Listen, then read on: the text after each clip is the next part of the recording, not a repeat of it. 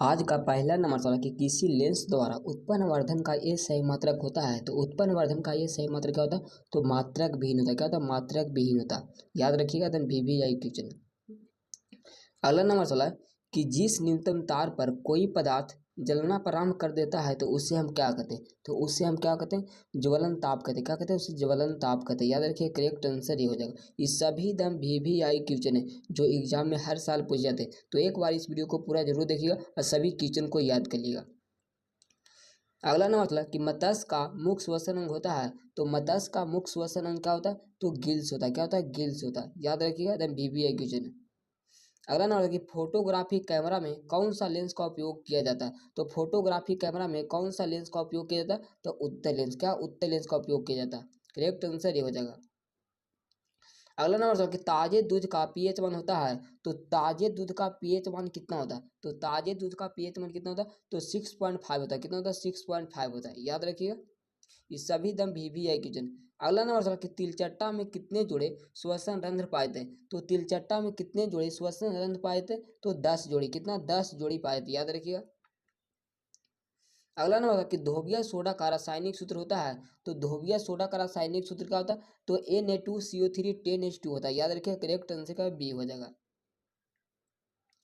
अगला नंबर सवाल कि एक उत्तल दर्पण में प्रतिबिंब कैसा बनता है? तो एक उत्तल दर्पण में प्रतिबिंब कैसा बनता है? तो आभासी बनता। कैसा होता है? आभासी बनता। करेक्ट आंसर ये हो जाएगा। अगला नंबर सवाल कि अस्टोमाटा पौधे के किस अंग में पाया था? तो अस्टोमाटा पौधे के किस अंग में पाया था? तो पत्ती में। कहाँ पाए थे? पत्तियों में पाए थे। याद रखिए। करेक्ट आंसर का B हो जाएगा। अगला नंबर था कि NaOH है। तो NaOH क्या है? तो ये क्षार है। क्या है? क्षार है। याद रखिए। करेक्ट आंसर का B हो जाएगा। अगला नंबर आंख कैसा व्यवहार करता? तो आंख का व्यवहार कैसा होता? तो उत्तल लेंस की तरह। क्या? उत्तल लेंस की तरह। याद रखिए। करेक्ट आंसर B हो जाएगा। अगला नंबर मुख गुहा का पिछला भाग क्या कहलाता? तो मुख गुहा का पिछला भाग क्या कहलाता? तो ग्रास नली। क्या कहलाता? ग्रास नली कहलाता। याद रखिए। करेक्ट आंसर का B हो जाएगा। अगला नंबर था कि निम्न से कौन लवण है? तो निम्न से कौन लवण है? तो NaCl। क्या? NaCl। याद रखिए। करेक्ट आंसर का B। ये क्या हो जाएगा? लवण है। याद रखिएगा। अगला नंबर का सवाल है कि रक्त श्वेत रंग कितने रंगों के मेल से बनता? तो श्वेत रंग कितने रंगों के मेल से बनता? तो 7। कितना? 7 रंगों के मेल से बनता। याद रखिएगा। करेक्ट आंसर का D हो जाएगा।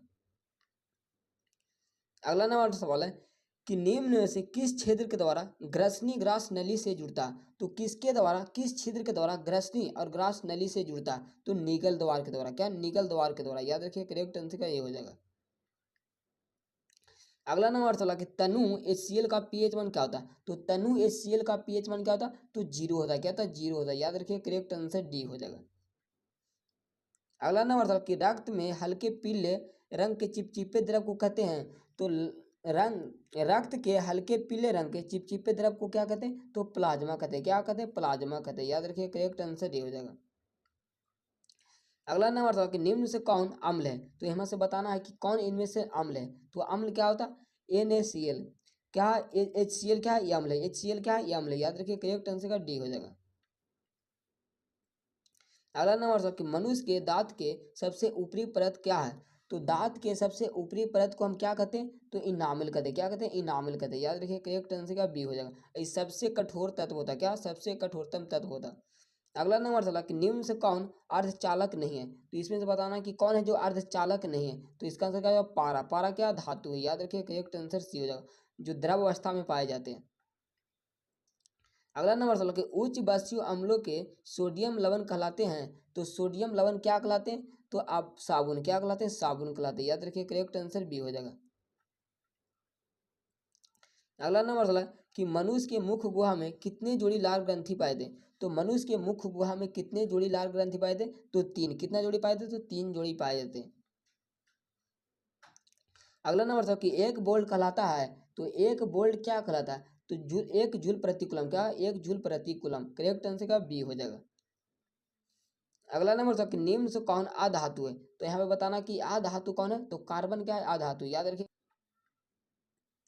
अगला नंबर था कि रेजिन किस पौधों का उत्सर्जीय पदार्थ है? तो रेजिन किस पौधों का उत्सर्जीय पदार्थ है? तो चीड़ का। किसका? चीड़ का हो जाएगा। करेक्ट आंसर C हो जाएगा। अगला नंबर सवाल है कि सेल के विद्युत वाहक बल का मात्रक क्या होता है? तो सेल के विद्युत वाहक बल का मात्रक क्या होता है? तो वोल्ट होता है। क्या होता है? वोल्ट होता है। करेक्ट आंसर बी हो जाएगा। वोल्ट किसका मात्रक क्या होता है? तो विभवांतर या विभव का भी मात्रक वोल्ट होता है। अगला नंबर कि ब्रिक के रचनात्मक एवं क्रियात्मक इकाई को क्या कहते हैं? तो ब्रिक के रचनात्मक एवं क्रियात्मक इकाई को क्या कहते हैं? तो नेफ्रॉन कहते हैं। सॉरी, इसका क्या कहते हैं? तो नेफ्रॉन कहते हैं। क्या कहते हैं? नेफ्रॉन कहते हैं। करेक्ट आंसर ये हो जाएगा। अगला नंबर कि लोहा को जिंक से लेपित करने की क्रिया को कहते हैं। तो लोहा को जिंक से लेपित करने की क्रिया को क्या कहते हैं? तो गैल्वेनीकरण। क्या कहते हैं? गैल्वेनीकरण कहते हैं। करेक्ट आंसर का बी हो जाएगा। अगला नंबर था कि इनमें से कौन विद्युत ऊर्जा को यांत्रिक ऊर्जा में बदलता है? तो इनमें से कौन है जो विद्युत ऊर्जा को यांत्रिक ऊर्जा में बदलता? तो विद्युत मोटर। क्या? विद्युत मोटर। करेक्ट आंसर का बी हो जाएगा। अगला नंबर है कि यूरिया रक्त में कहाँ से प्रवेश करती है? तो यूरिया रक्त में कहाँ से प्रवेश करती है? तो यकृत से। कहाँ से करती है? यकृत से करती है। करेक्ट आंसर बी हो जाएगा।